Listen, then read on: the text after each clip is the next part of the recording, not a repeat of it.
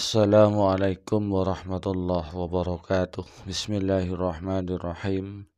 Alhamdulillahi rabbil alamin. Assalatu wassalamu ala asyrafil anbiya'i wal mursalin Sayyidina Muhammadin wa ala alihi wa sahbihi ajma'in. Wa qala rabbi shrah li sadri wa yassir li amri wa hlul 'uqdatam min lisani yafqahu qawli.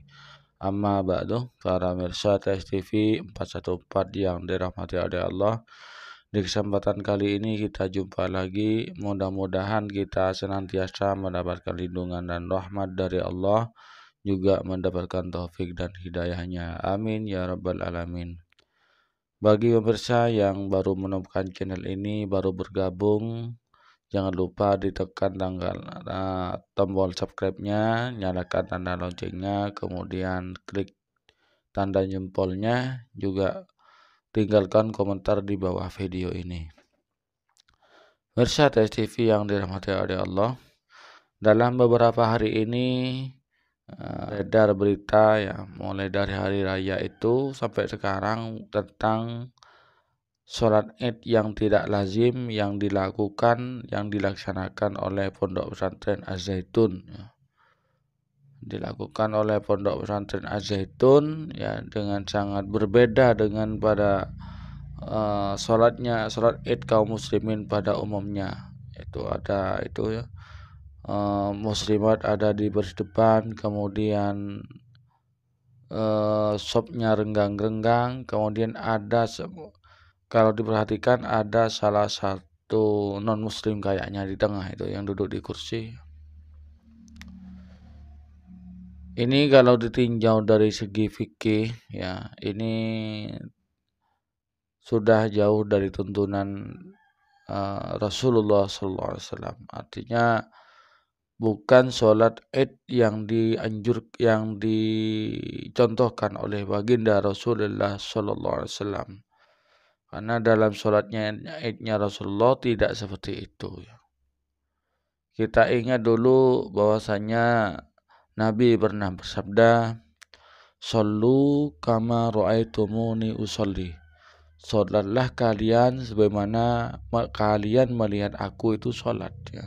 Artinya harus seperti meniru sholat yang telah dilakukan oleh Rasulullah, melakukan sholat yang telah diajarkan oleh baginda Rasulullah SAW.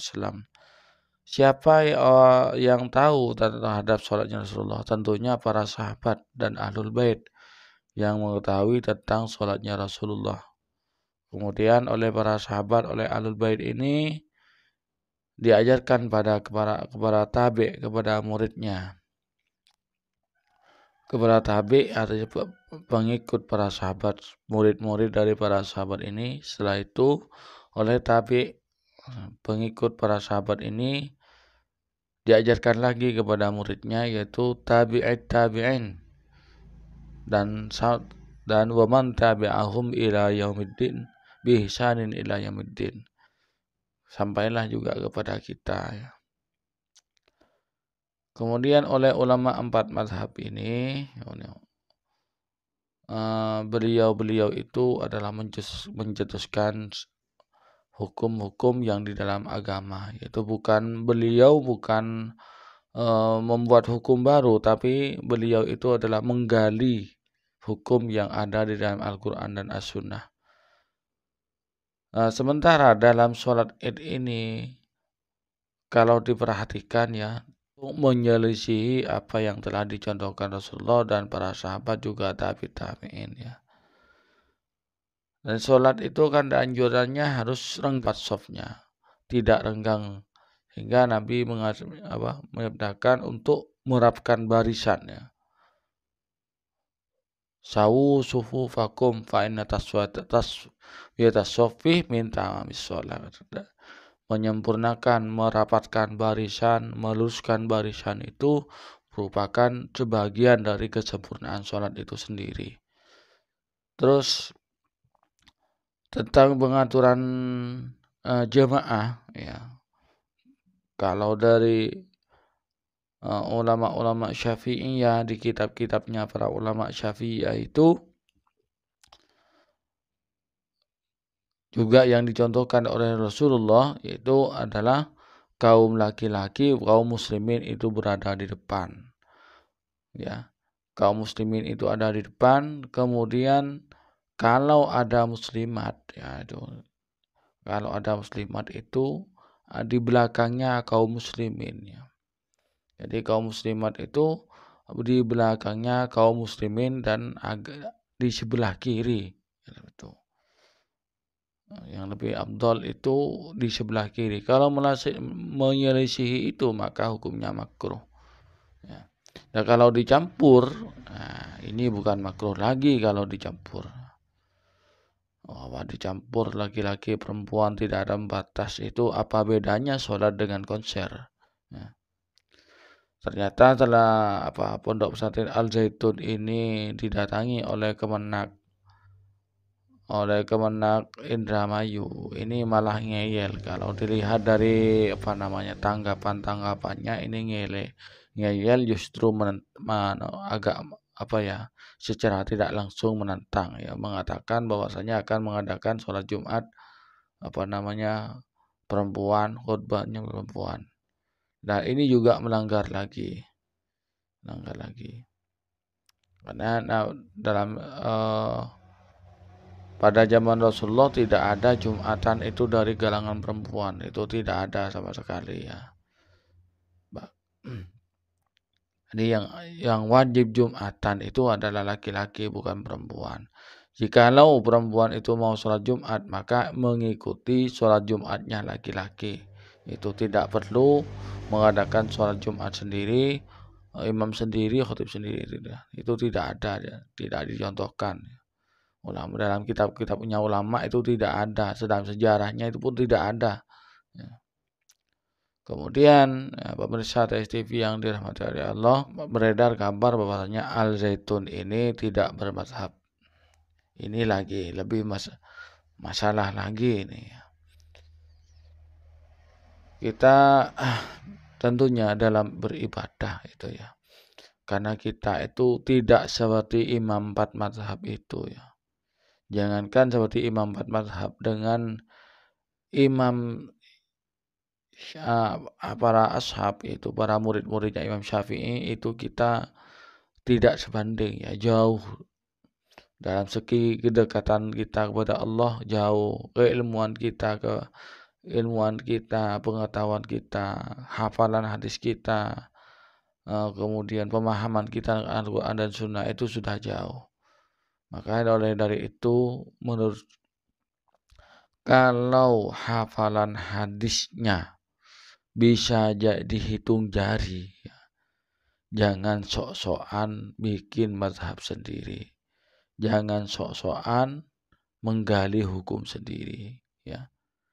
Kalau hafalan Qur'annya hanya bisa dihitung jari dan cuman hafal surat-surat pendek, ya, jangan sok-sokan tidak bermazhab. Jangan dikira gampang untuk menggali hukum Al-Quran itu, ya. Jangan dikira mudah untuk menggali hukum dalam Al-Quran dan As-Sunnah itu, ya.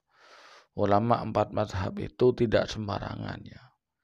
Beliau sudah hafal Imam Malik, Imam Hanafi, Imam Syafi'i, Imam Hambali rahimallahu alaihim.